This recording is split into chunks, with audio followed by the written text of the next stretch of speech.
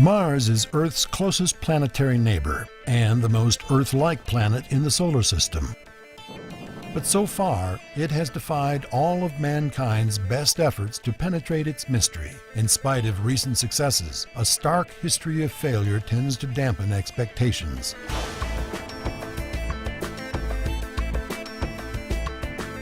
What caused the mysterious disappearance or outright failure of so many Soviet and American efforts to reach Mars? A Russian probe actually photographed a strange elliptical object above the surface of Mars just before disappearing into oblivion. Is someone or something working to prevent us from penetrating the puzzling enigma that is still wrapped around the red planet? Will a manned journey to Mars, now planned for 2018, find a dead planet or remains of an ancient civilization? From the Viking missions in 1976 to the Mars Global Surveyor of 2001, there's ample confirmation that the Mars of today is not the Mars of yesteryear. But what will be the Mars of tomorrow, and will we be able to get there? Could it be that we are finally drawing closer to discovering what is really on Mars? Our leap into the cosmos begins in just a moment. One technological certainty of the beginning of this new millennium is that today, human beings of the planet Earth are a space-traveling species. And whatever doubt there may have been was erased in July of 1969 when the Eagle lander settled into the primordial dust on the surface of the Moon. Incredibly, just a few months prior to this epic event, a unique film debuted, 2001: A Space Odyssey. A film which captured the imagination of the world with a prophetic vision of a hopeful future. But here we are. It is 2001. But there are no daily space shuttles to and from the Moon, no grand wheeling space stations in low Earth orbit, and no colonies on Mars. After the spectacular success of landing a man on the Moon, Mars seemed like the next logical step. It is, after all, our nearest planetary neighbor. And long before Neil Armstrong stepped off the ladder of the Eagle onto the surface of the Moon, Earth scientists had begun struggling to solve the riddle of the red planet. Is there life there? Anything that could contribute to life? Are there intelligent artifacts, evidence of any kind of habitation? Even with an expanding space program, all of our best efforts met with failure after failure. In October of 1960, the Russians launched 2 spacecraft, neither of which even reached Earth orbit. They tried again in 1962. This time the craft reached orbit, but died there. In November of the same year, the Soviets actually got Mars 1 on its way and proudly announced it would reach Mars in June of 1963. 10 weeks before it was scheduled to arrive, the Soviets lost all contact. After the problems the Russians had getting their probes to Mars, American scientists started to joke among themselves about some great galactic ghoul that was preventing our missions from getting there too. But in November of 1964, the U.S. launched the Mariner spacecraft. But as it approached Mars, Mariner 3's camera shroud failed to open, making the camera useless. The Soviets, seemingly unwilling to give up, launched another probe of their own in November of '64. Called Zond 2, it also disappeared into the void of space. After 5 years and 6 tries, Earth scientists were no closer to Mars than their best telescopes. Missions to Mars were in fact meeting with an unusually high failure rate. Then in July of 1965, Mariner 4 finally brought success by completing the first flyby of Mars. Mariner 4 returned 22 images of the red planet back to Earth. Had Mariner 4 at last outwitted the galactic ghoul? Apparently not.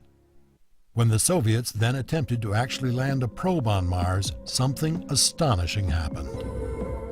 Everything on the Mars probe seemed to be working just fine, and then it suddenly shut off.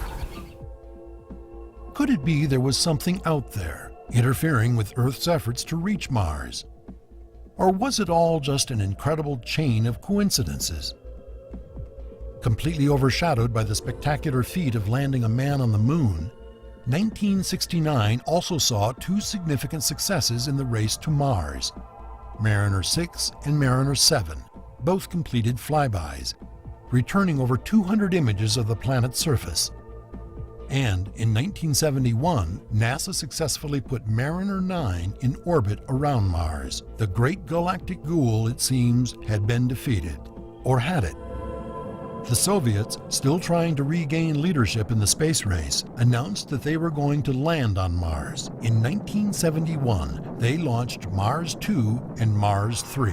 Each of these probes carried a rover, a small remote-controlled vehicle designed to be deployed on the Martian surface after landing. Mars 2 flew into the teeth of a horrendous Martian dust storm and crashed. But Mars 3 landed and deployed its rover. The Russians can forever say they sent back the first pictures from the surface of Mars. But it was a short-lived triumph. Within 2 minutes, the rover transmitter went dead. The galactic ghoul was back in business. And in just a little over a decade, it would make itself felt with a vengeance. But in 1976, the American Viking program met with spectacular success. The probes began sending volumes of photographs back to Earth from their orbit above Mars, including these haunting images. Is it possible this was something we weren't supposed to see? Encouraged by the success of the Viking probe, the Soviet Union, with international cooperation, launched a set of satellites in 1988. Phobos 1 never even made it to the planet. At some point along the journey, it just simply vanished. The 1988 Soviet probe of Phobos 2, the probe that was sent up to look at one of the moons of Mars, apparently encountered something very strange, of which the Soviets had a picture that did surface in the United States. It started to transmit some pictures of a large elliptical shadow, and then it too shut off, never to be heard from again. And 5 years later, the American space probe Mars Orbiter seems to have met the same fate. But what exactly did happen here? On March 26, Phobos 2 sent back images that showed a long elliptical shadow. These images, so far as the international team knew, were the last images sent by Phobos 2. But 5 months later, British television did a special on the Phobos mission, indicating there were other photographs the Russians had not released. These photographs, according to the report, showed an object which, in their words, should not have been there. Many researchers now believe the loss of so many Mars probes cannot be an accident. Could it be that there has been a deliberate attack by someone or something near Mars that for whatever reason does not want to be photographed? Has this bizarre string of space disasters occurred because we caught a glimpse of something that we were not supposed to see? Did the Viking space probe present us with a mystery that is unsolvable? Perhaps there is something in those photographs that will help us solve the Martian puzzle. Could it be that there are structures on Mars that are not the work of natural forces? Is the government and its agencies telling us everything we need to know and that we have a right to know? And why did NASA call its latest probe, 2001, a Mars Odyssey? Up until 1976, surface features of Mars had largely been the subject of conjecture. Some astronomers early in the 20th century supposed Mars was crisscrossed by a series of straight lines they called canals. And even as late as the mid-1950s, serious investigators manned telescopes in hopes of identifying large patches of green on the planet's surface. Alas, nothing of the sort could be seen. But in 1976, when the unmanned Viking space probe began sending back hundreds of images of the Martian surface, it appeared that at last the Martian mystery would be solved. Unexpectedly, the exact opposite was true. When the photographs being transmitted back to Earth began to be analyzed, this surface feature in an area of the planet designated Cydonia suddenly caught the attention of people the world over. Their original reaction was that it was a trick of chance sunlighting. Mars is certainly not capable of supporting life as we know it, intelligent life as we know it. So the idea of this being a creation of intelligence was not even considered by NASA. Although when they first spotted the image, they labeled that frame head.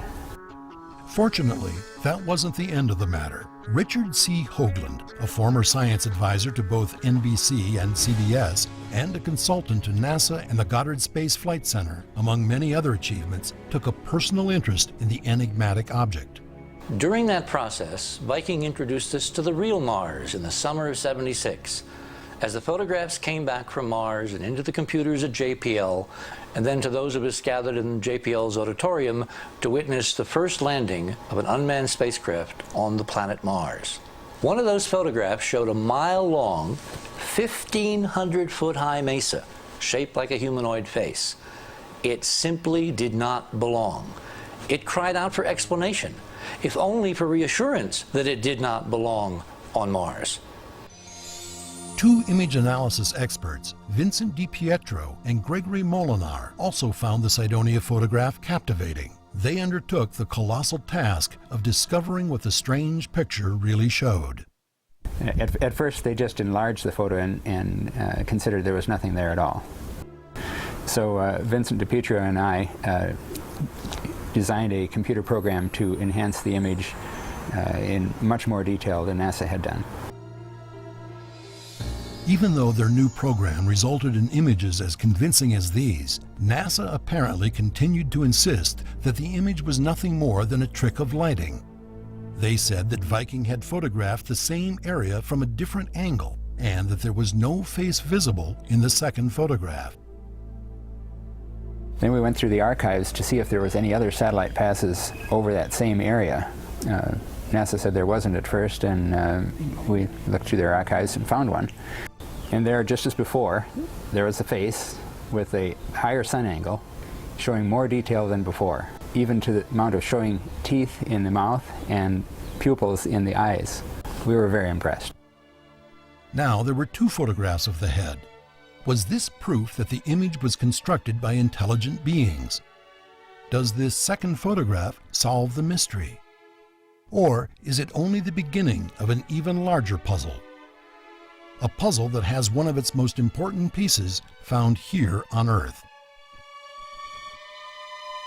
These two photographs, identified by their NASA frame numbers 35A72, Orbit 35, Camera A, Frame 72, and 70A13, also contained considerable detail about the surrounding area, revealing several other images that investigators found as exciting as the mysterious face. About 10 miles away from the face is a couple of pyramids. And the strange thing about those pyramids is they're very regular shape. And in the corner of each corner there appears to be a buttress, and on close examination the buttress itself is pyramid shaped. This would be really, really remarkable for this to be a natural formation. This pyramid is now called the D&M Pyramid, after its discoverers, DiPietro and Molinar. Could it be that we were actually beginning to see genuine scientific proof that an intelligent race of beings actually lived on the planet Mars? Science advisor and investigator Richard Hoagland has worked tirelessly to discover the whole truth about the mysterious Cydonia region. A member of our team at that time, Dr. Mark Carlotto, decided to use a three-dimensional modeling technique to image the face in 3D. This proved once and for all that in fact this was a 1,500-foot high, mile-long sculpture of a humanoid face. But is it not still possible that all of these intriguing shapes are really nothing more than accidents of nature? That the researchers are simply letting their imaginations run away with them? Perhaps. Nevertheless, many intriguing questions are raised by the odd similarity between the image from the planet Mars and this ancient structure here on Earth. The most fascinating question being, does this image on the surface of another planet provide important clues to the origins of ancient structures on our world? Richard Hoagland's research team may have uncovered proof that one of our oldest relics was not built at the time nor by the people to whom it is routinely attributed. As I began consulting various references and looking into books and talking with colleagues about the various aspects of the project, such as a sketch done by Jim Shannon, one of our early artists, we began to realize that anthropologically there was something profound about this structure.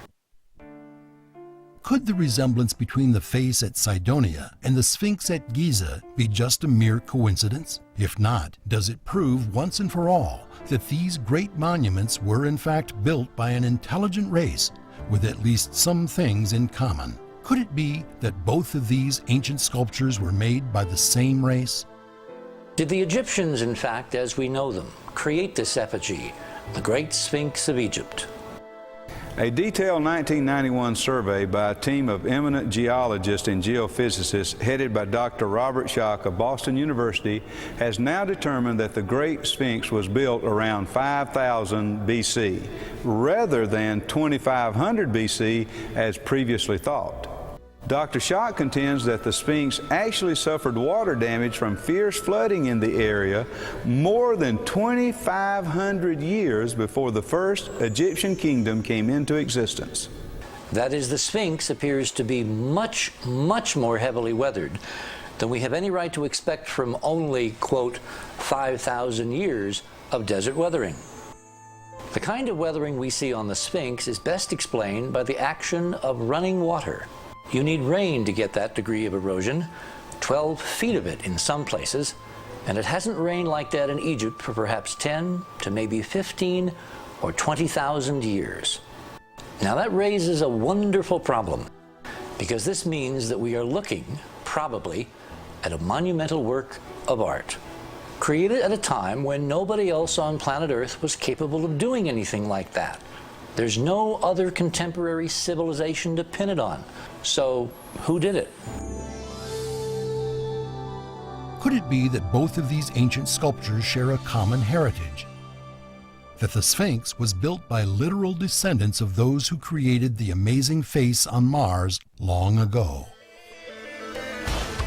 Who or what is the face intended to represent? The year 2001, according to Arthur C. Clarke and his now famous 2001: A Space Odyssey, was supposed to have been the year of great discovery. Did technology keep pace with the dream? $1 billion was poured into a satellite called the Mars Observer. Will it give us the answers? It's been over 40 years since the United States accomplished the outstanding feat of landing a man on the moon. But for some as yet unknown reason, American manned space exploration has been all but junked. Instead of returning to the moon and building bases or going on to Mars to find what's there, we're confined to low Earth orbit, operating essentially a trucking company called the Shuttle, while an entire solar system beckoned. How could the futures have been so wrong? In the same 40 years, technology has taken us from this to this. Communication technology has done away with the tether, while computers have opened up undreamed of possibilities, putting computer power at virtually everyone's fingertips. But today's space program uses essentially the same technology developed for the Apollo program 40 years ago.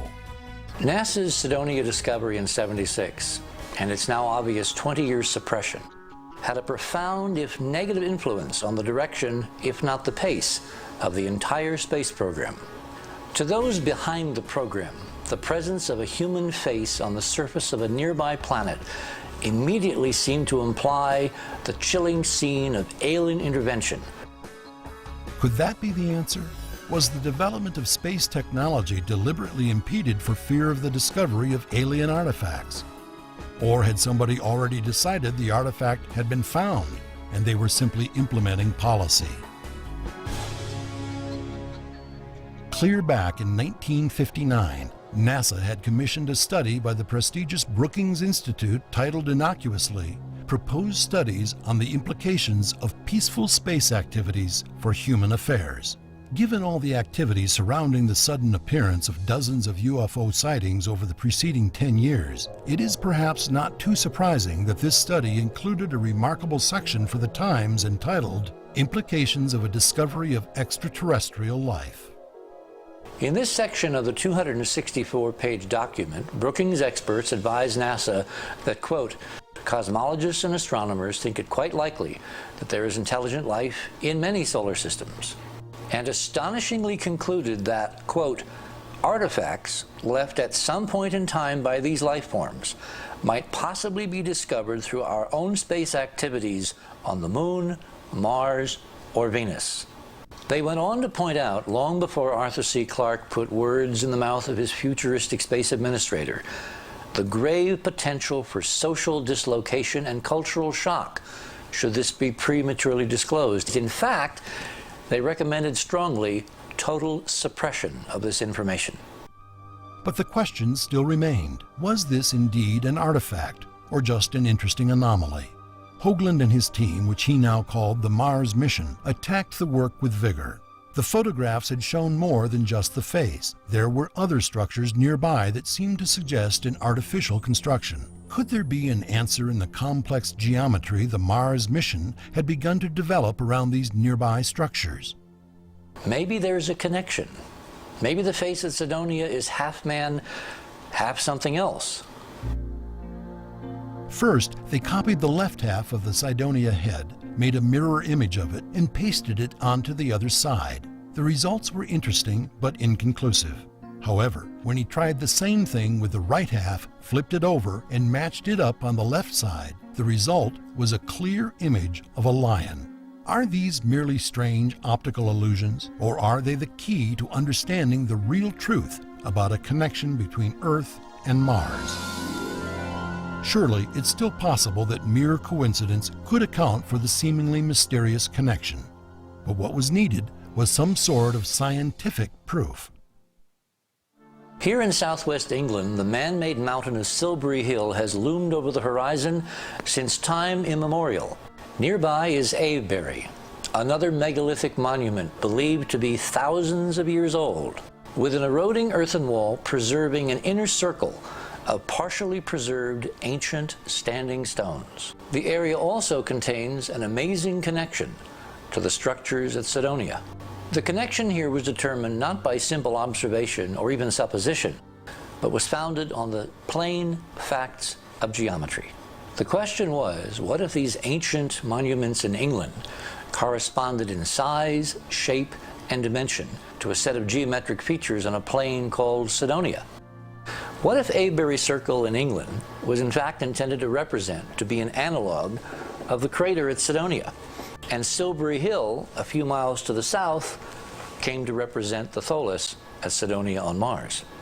The angles and positions of these ancient features, including where the cliff would be, where the tetrahedral pyramid seems to lie, and the specific angle interconnecting them both, the infamous 19.5, all seem to match, including the very size of Silbury Hill in terms of its exterior moat with reference to the Tholus. It was at this point that we began to worry less about the ultimate reality of the face on Mars and more about the meaning and the message of Cydonia. Who or what is the face intended to represent? And will it spur interest in further exploration of the red planet? Or is it the death blow to the hopes of space scientists who have dreamed of one day walking on Mars?